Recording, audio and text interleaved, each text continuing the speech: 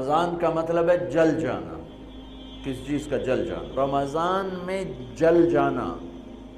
اس کا روزے سے کیا تعلق ہے؟ اس کا روزے سے تعلق یہ ہے 360 دن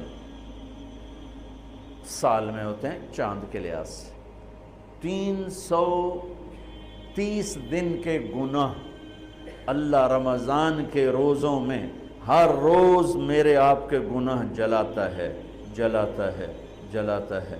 بھوک لگتی ہے ایک آگ بنتی ہے، پیاس لگتی ہے ایک آگ بنتی ہے، تو ہمارے لکڑی کی آگ میں چیزیں جلتی ہیں اور ہماری بھوک، روزے کی بھوک کی آگ میں گناہ جلتے ہیں، اور 29 روزے اللہ سارے سال کے گناہوں کو جلا کے روزہ والا یا روزے والی کو ایسے پاک کر دیتا ہے جیسے آج ماں کے پیٹ سے نکلا۔